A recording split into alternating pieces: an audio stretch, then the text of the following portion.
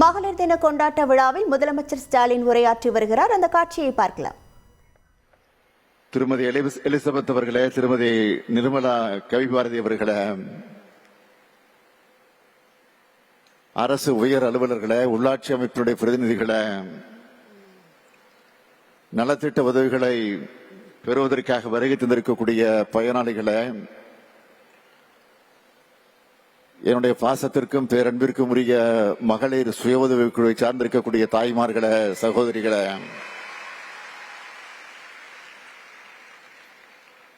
பத்திரிகை மற்றும் ஊடகத்துறையை சார்ந்த நண்பர்களே, உங்கள் அனைவருக்கும் என்னுடைய அன்பான வணக்கம். மார்ச் 1 என்னுடைய பிறந்த நாள். மார்ச் 8 உலக மகளிர் நாள். மகளிர் நாள் கொண்டாடப்படுகிற இதே மார்ச் மாதத்தில் பிறந்தவன் என்பதை நினைச்சு மகிழ்ச்சியும் பெருமையும் நான் அடைகிறேன்.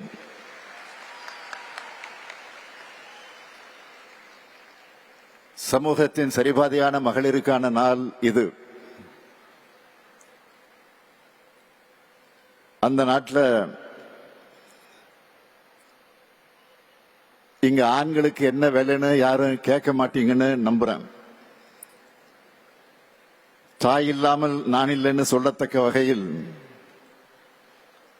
பெண்கள் இல்லாம ஆண்கள் இல்லை என்பதை உணர்ந்த ஆண்கள் நாங்கள் என்பதால உங்களோடு சேர்ந்து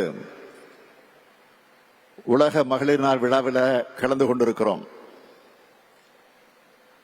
திராவிட இயக்கத்தினுடைய அடிப்படை நோக்கமே ரத்த பேதம் இல்ல, பால் பேதம் இல்ல என்பதுதான். அதுவே முழுமையான சமூக நீதி. திராவிட இயக்கத்தை உருவாக்கின பகுத்தறிவிப்பாளர் தந்தை பெரியார் அவர்கள் வாழ்நாள் எல்லாம் பெண் விடுதலைக்காக உழைச்சார். மனித வர்க்கத்துக்கு அடிமைத்துவம் ஒழியணும்னா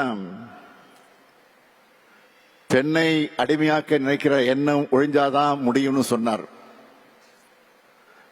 அதனாலதான் திராவிட இயக்க ஆட்சி காலங்கள்ல பெண்களுக்கு உரிமைகள் மீட்டு தரப்பட்டுச்சு.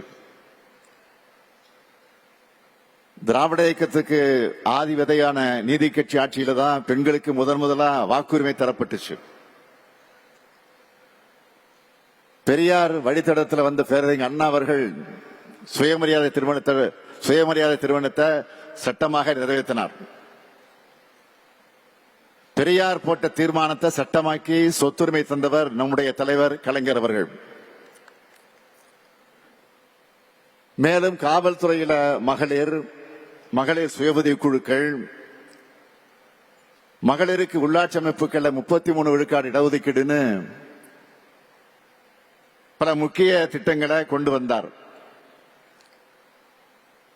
நம்ம திராவிட மாடல் ஆட்சியில புதுமை பெண் விடியல் பயணம், கலைஞர் மகளிர் உரிமை தொகை, மகளிர் சுய உதவி குழுவினரை மக்களே தேடி மருத்துவம், முதலமைச்சருடைய காலை உணவு திட்டங்கள்ல பங்கு பெற வச்சிருக்கிறோம்.